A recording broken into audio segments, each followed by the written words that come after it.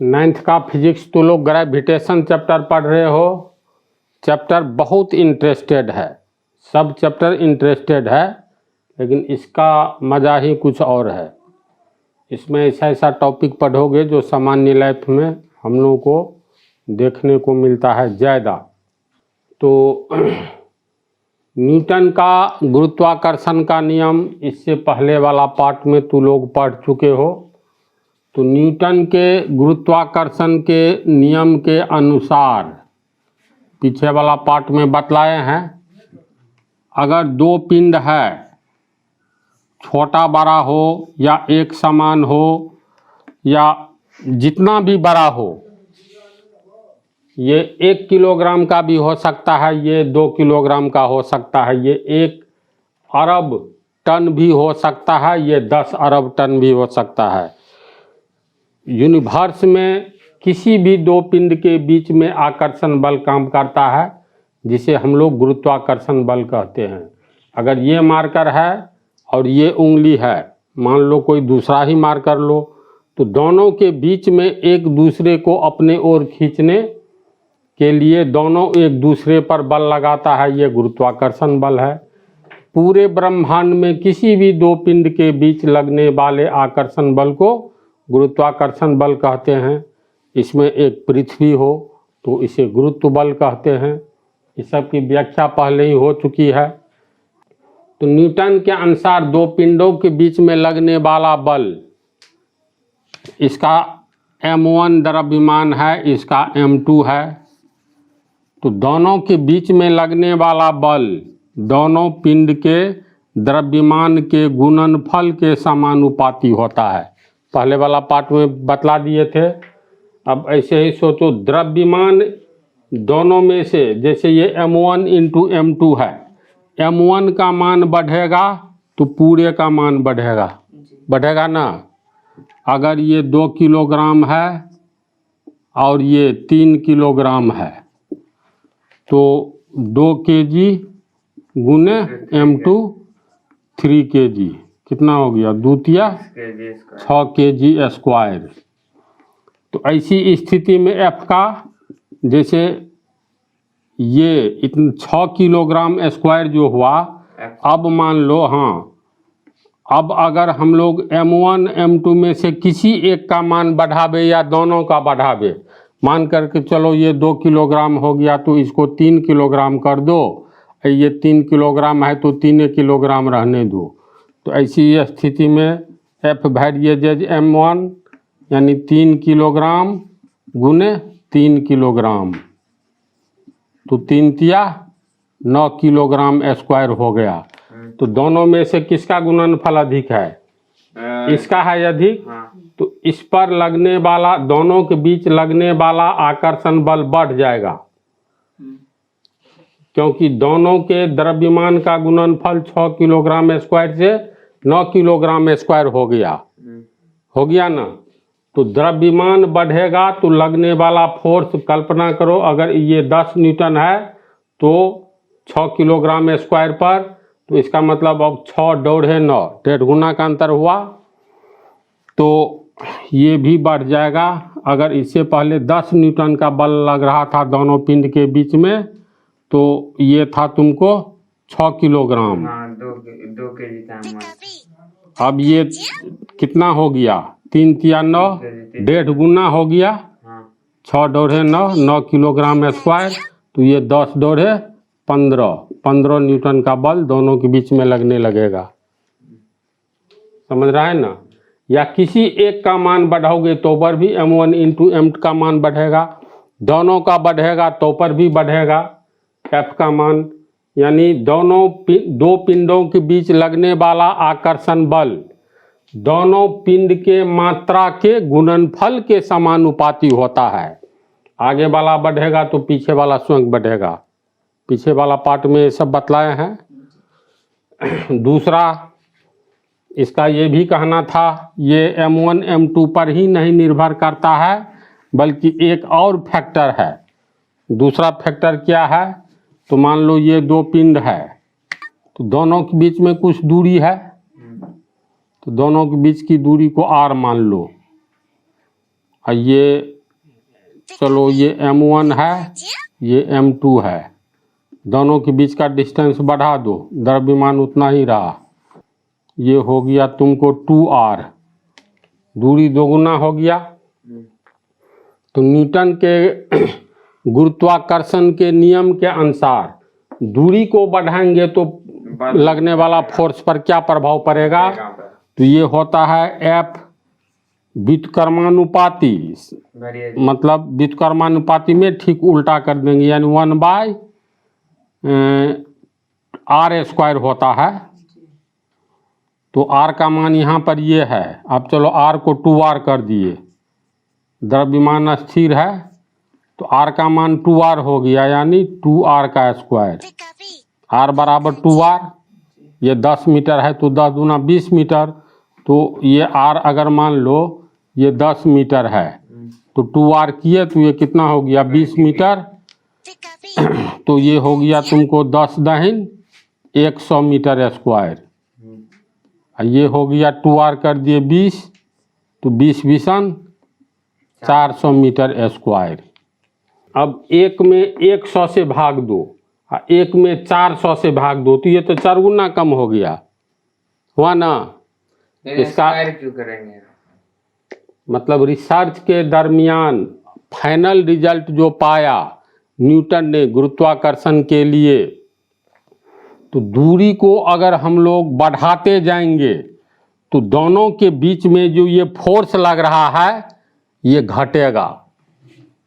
समानुपाती में अब भरिए जो 1/r था ना, तो r पे स्क्वायर 1/r² था, याद करो पिछला पार्ट था ना जी। फाइन देखो पिछले पार्ट में अंतिम रिजल्ट निकला था F वाइजेज M1 M2/r², ये निकला था। पिछले पार्ट में तुमको नींद आ गई थी संभवतः, लेकिन ये निकला था। तो इसको ढक देंगे, जैसे इसको समझ गया। मात्रा यानी दो पिंडों के बीच लगने वाला आकर्षण बल, अगर ये आकर्षण बल दोनों पिंडों के मात्रा के गुणनफल के समानुपाती होता है। दोनों का गुणनफल बढ़ेगा तो दोनों के बीच में लगने वाला फोर्स भी बढ़ेगा। दोनों का गुणनफल घटेगा तो लगने वाला फोर्स भी घटेगा। इसका अर्थ ये हुआ। और ये जो हुआ दूसरा निष्कर्ष ये निकाला था, दो पिंड के बीच में लगने वाला आकर्षण बल, जिसे हम गुरुत्वाकर्षण बल कहते हैं, इसकी दूरी को अगर 2 गुनी कर दे, 3 गुनी कर दे, 4 गुनी कर दे, यानी बढ़ाते चले जाए, तो दोनों के बीच में लगने वाला आकर्षण बल बढ़ेगा कि घटेगा? तो न्यूटन ने निष्कर्ष निकाला घटेगा। किस रफ्तार से घटेगा? तो ऐसे सोचो, घटेगा यानी F व्युत्क्रमानुपाती r²। इसका अर्थ हुआ दूरी, ये देखो 1, अगर जैसे ये r का मान कुछ भी लेंगे, जैसे यहाँ मान लिए 10 मीटर की दूरी पर है, तो लगने वाला बल कितना होगा? तो F वाइजेज r का मान कितना है? 10 मीटर, तो 10 मीटर का स्क्वायर।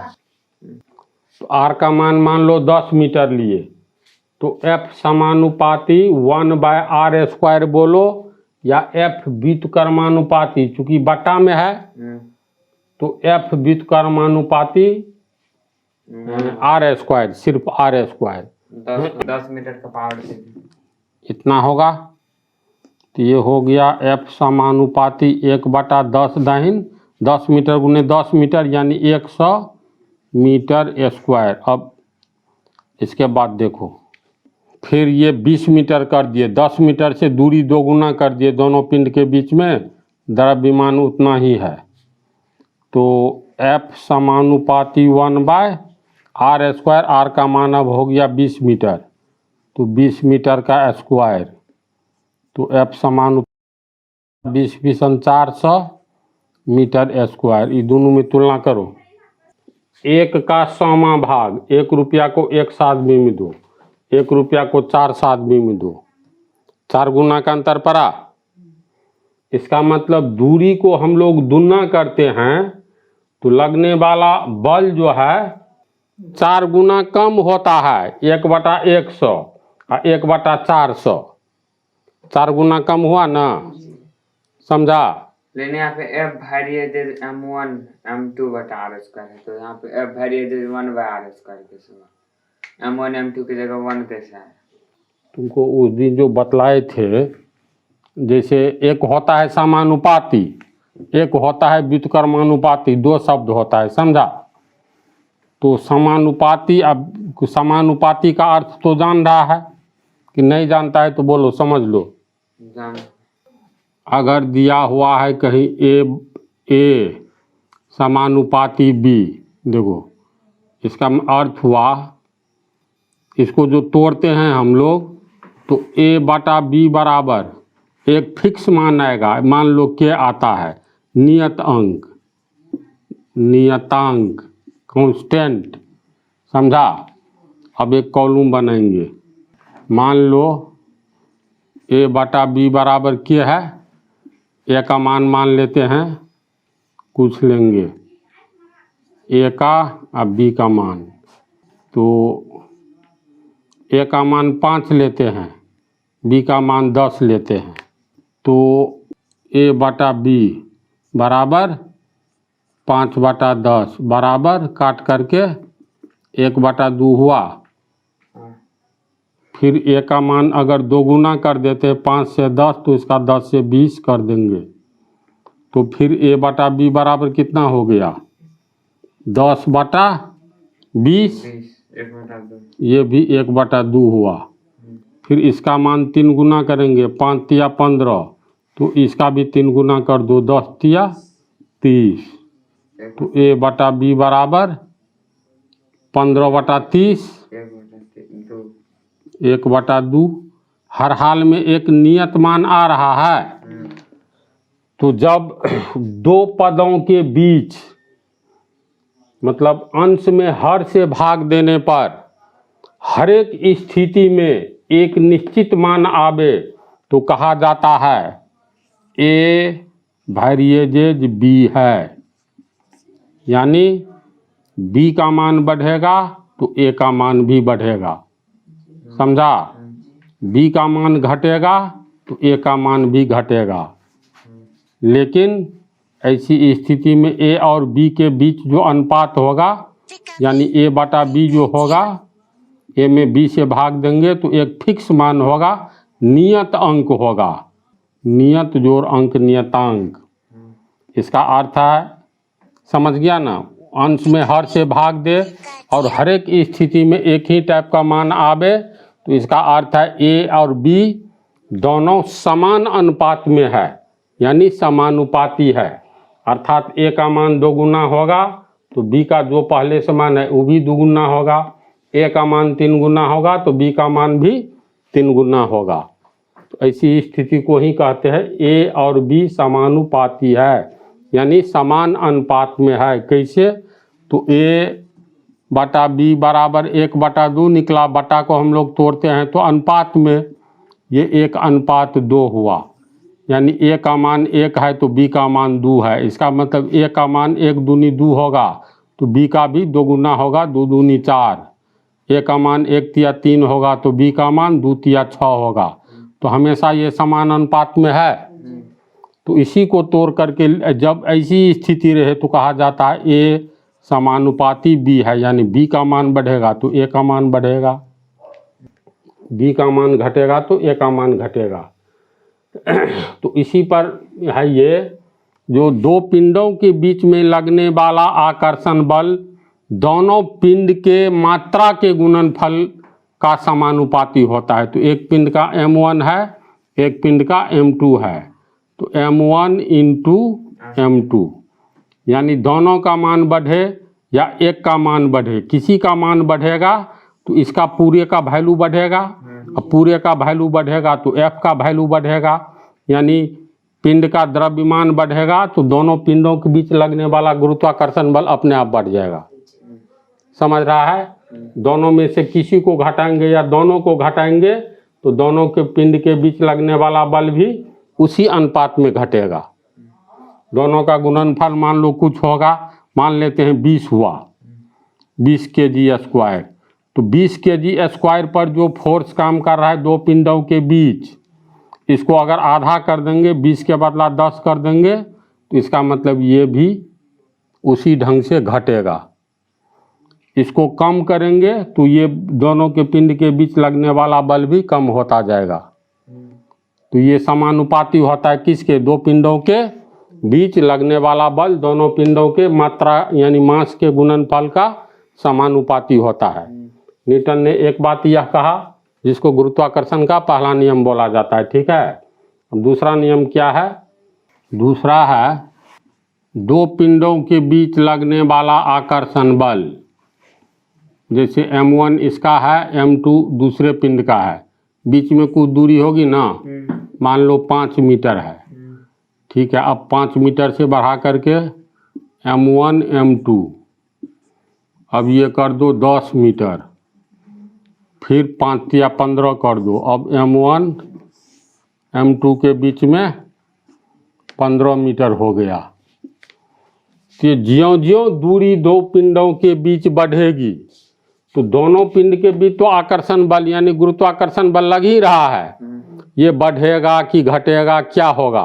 तो न्यूटन ने अपने प्रयोग के द्वारा निष्कर्ष निकाला दो पिंडों के बीच दूरी बढ़ने से दोनों पिंडों के बीच लगने वाला आकर्षण बल घटता है।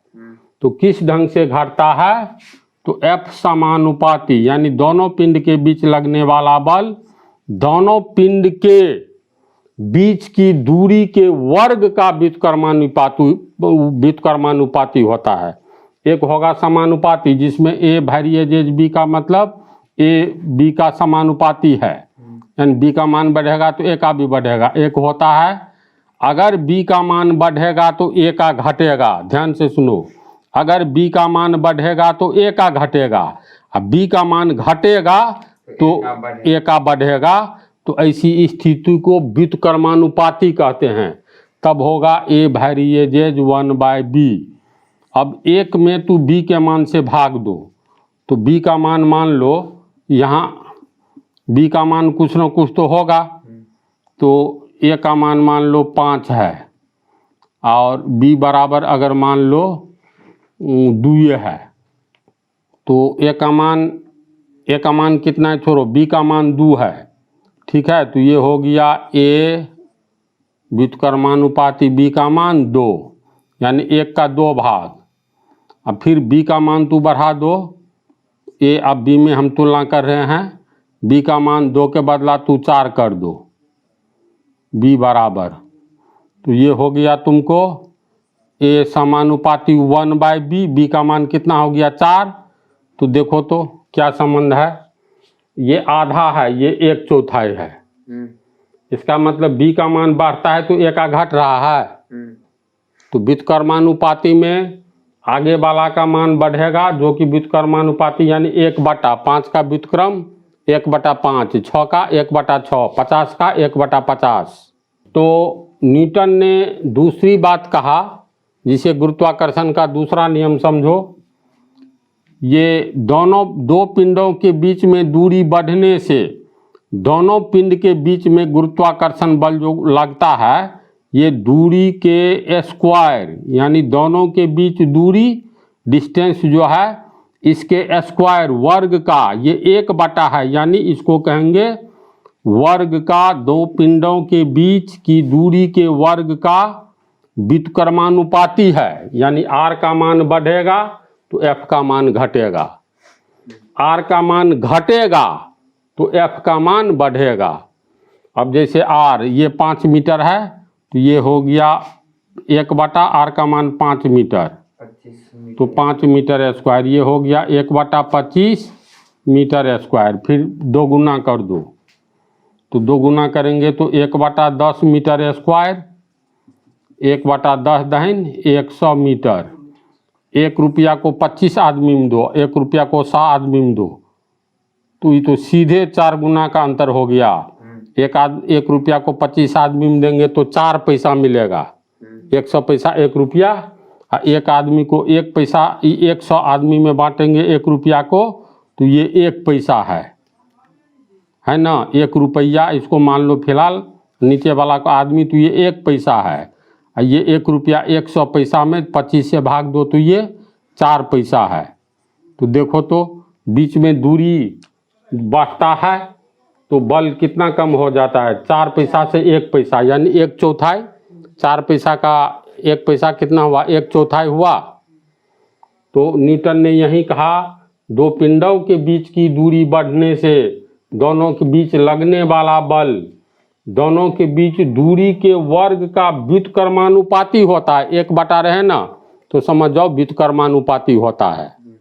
तो जब ये दोनों बात होती है, 2 पिंडों के बीच के आकर्षण बल के बीच M1 M2, तो ये दोनों में संबंध है। चूंकि 2 ही पिंड के बीच न काम कर रहा है, तो दोनों को ज्वाइंट करके, यानी समीकरण 1 समीकरण 2 मान लो, तो ये हो जाता है F वायरिएजेज M1 M2 और नीचे में ना गुने 1/r², यानी r²। समझा? यानी 2 पिंडों के बीच लगने वाला बल, इसका अर्थ हुआ 2 पिंडों के बीच लगने वाला आकर्षण बल दोनों पिंड के मात्रा के गुणनफल के समानुपाती एवं दोनों के बीच दूरी के वर्ग का व्युत्क्रमानुपाती होता है। इसको पढ़ेंगे ऐसे। समझ गया? पिछले पार्ट में भी यही बतलाया हुआ है, तो जस्ट रिवीजन हो गया। अब इसको देखो, न्यूटन के गुरुत्वाकर्षण के नियम से ये बतला दिए हैं। इतना होता है, M1 M2 2 पिंड है, दोनों के बीच का डिस्टेंस r है। M1 के द्वारा M2 पर, M2 पिंड पर, मतलब ये पिंड का द्रव्यमान M2, इसका M1, तो M1 के द्वारा M2 पर अपनी ओर खींचने के लिए F बल लगाया जाता है।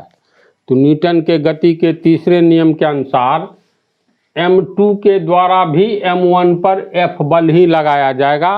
अंतर इतना ही पड़ता है, दोनों बल की दिशा 2 ओर है, विपरीत होता है। तो ये जो होता है, तो ये वेरिएबल को तोड़ने के लिए बराबर का उपयोग किया जाता है। इसको अब ऐसे समझो, जैसे F वायरिएजेज M1 M2 बटा r² है, ये पूरा को x मान लेते हैं, तो F वायरिएजेज x होगा।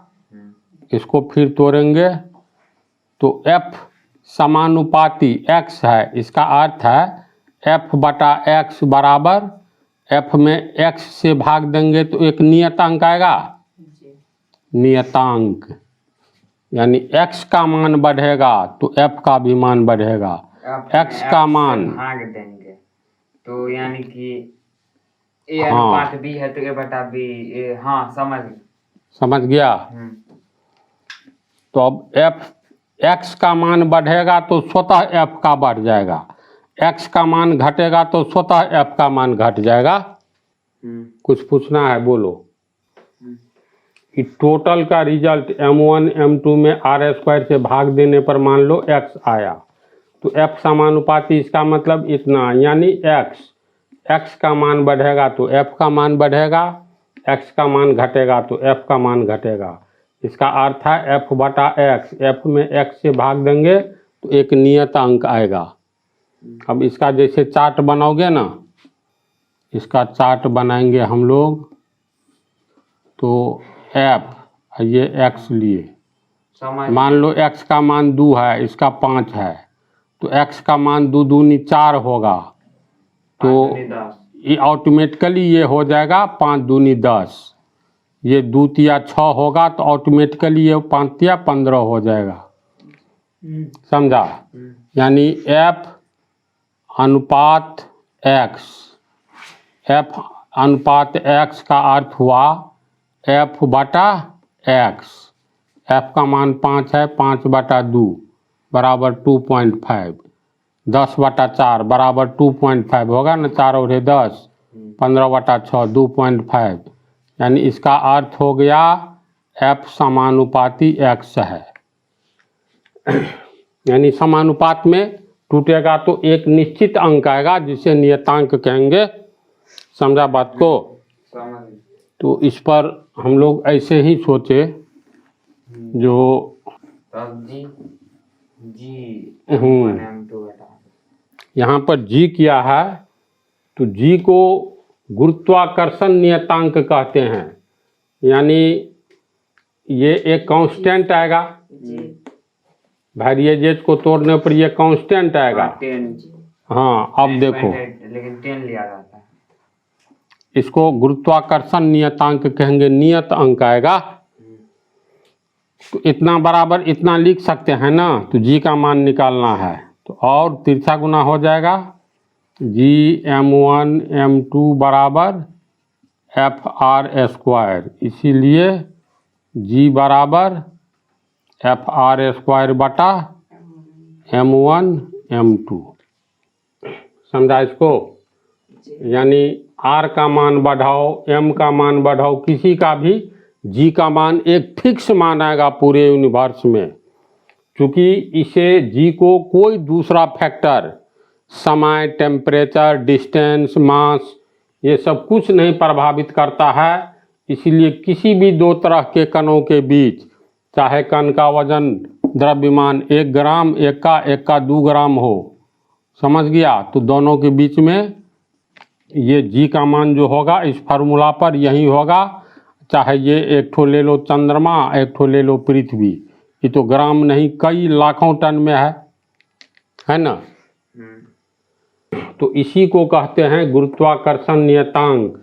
चूंकि जी का मान किसी भी अन्य फैक्टर पर निर्भर नहीं करता है, टेम्परेचर पर हुआ, पिंड के द्रव्यमान पर, उसके बीच डिस्टेंस पर, जितना भी बाह्य फैक्टर है प्रभावित नहीं करता है। इसीलिए जी का मान पूरे यूनिवर्स में किसी भी तरह के दो पिंडों के लिए समान वैल्यू होगा जी का। देखो यहाँ तक तो समझ गया, जी बराबर इतना आया। इस जी को क्या कहते हैं? गुरुत्वाकर्षण नियतांक। एक नियत अंक है, नाम दे दिया गया है गुरुत्वाकर्षण नियतांक, समझा। तो चूंकि जी का मान कणों यानी जो दो पिंड है उसकी प्रकृति, हर एक पिंड का नेचर होता है ना। अब मान लो हर अलग अलग पिंड जो है अलग अलग पदार्थों के बने होते हैं, तो चूंकि जी का मान कणों यानी पिंडों की प्रकृति यानी नेचर, उनके द्रव्यमान, उनके बीच की दूरी, माध्यम, समय, ताप इत्यादि पर निर्भर नहीं करता है, इसलिए ब्रह्मांड के सभी पिंडों के लिए एक ही होता है। क्या एक ही होता है? तो जी का मान।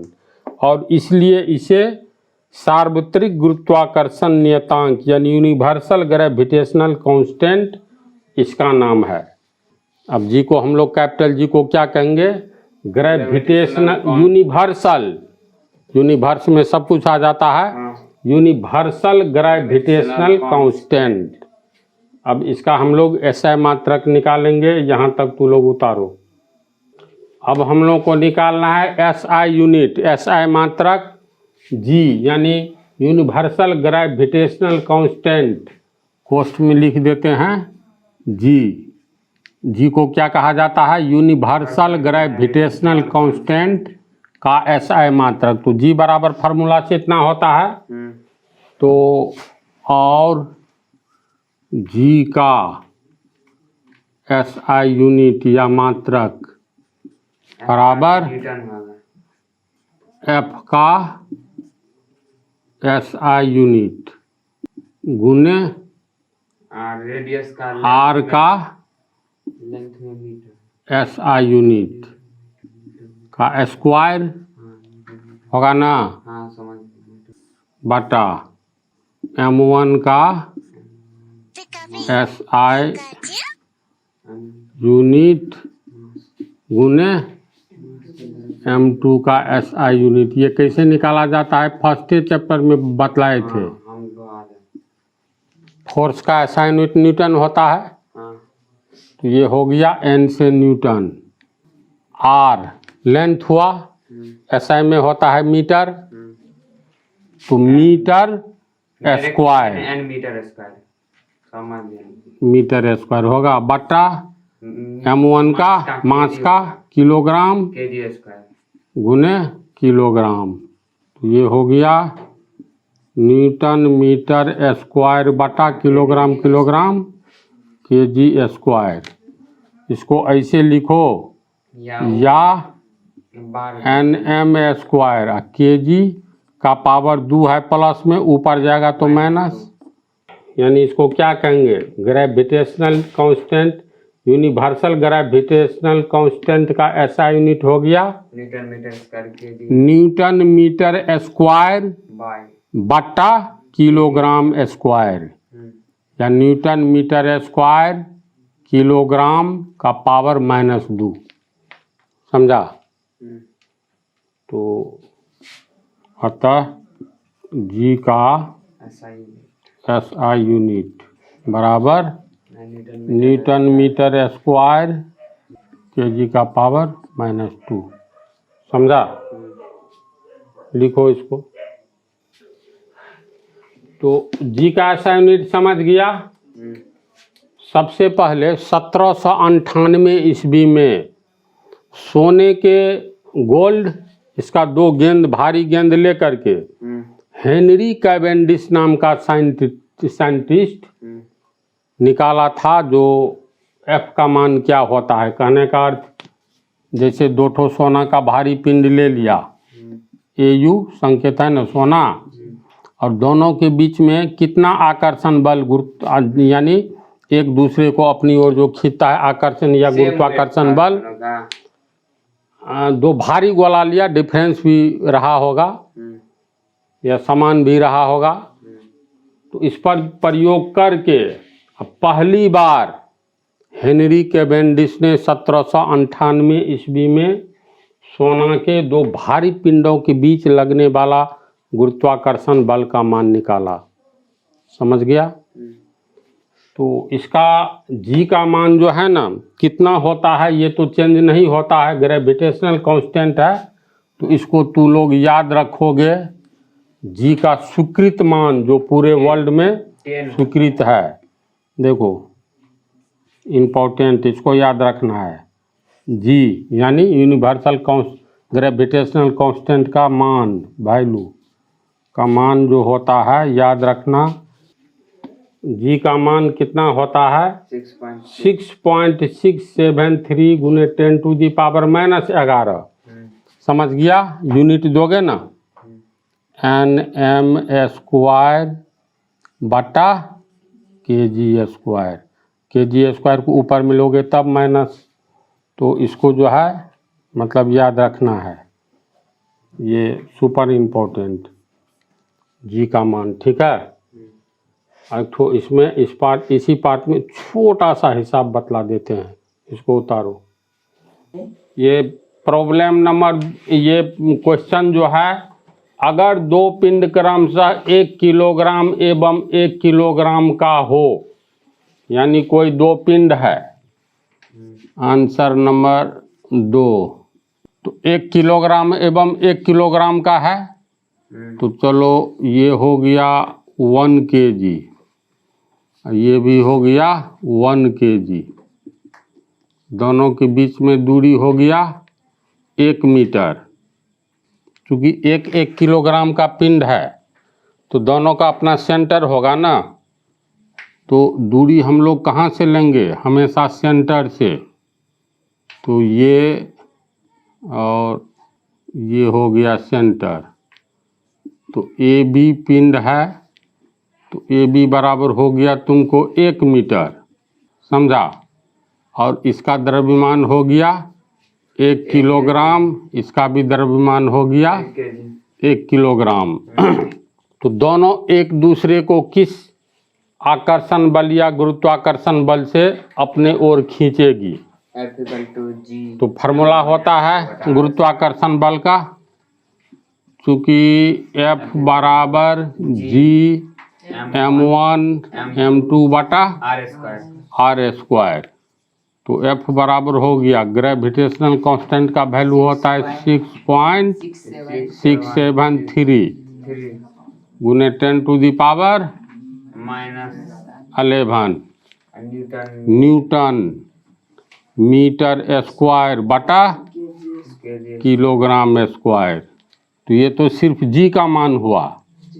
M1 हो गया 1 किलोग्राम, M2 भी हो गया 1 किलोग्राम, फिर आर स्क्वायर तो यहाँ बटा दे दिए हैं, तो आर स्क्वायर में हो गया, ये दूरी कितना है 1 मीटर, तो 1 मीटर गुने 1 मीटर 1 मीटर। अब इसमें कटने वाला क्या क्या है देखो, किलोग्राम गुने किलोग्राम, किलोग्राम स्क्वायर होगा, मीटर स्क्वायर मीटर तो ये दोनों कट गया, मीटर स्क्वायर है, मीटर गुने मीटर, मीटर स्क्वायर होगा, तो कट ये भी कट गया, अंत में बच गया n यानी न्यूटन, तो ये हो गया 6.673 गुने 10⁻11 न्यूटन। अब एक किलोग्राम का 2 पिंड है, दोनों के बीच की दूरी 1 मीटर है, तो दोनों के बीच लगने वाला बल कितना होगा, बहुत कम है, 6.673 गुने 10⁻11 जब ये हुआ, तो ये बटा में जाएगा तो 10 का पावर 11, 10 का पावर 9 हो जाता है 1 अरब, 10 का पावर 10 हो गया 10 अरब, ये 1 खरब हुआ, 1 खरब का 1 खरब हुआ, 10 का पावर यानी इतना का 1 खरबवां भाग, बहुत कम न होगा जी, इसीलिए ये बल महसूस नहीं होता है।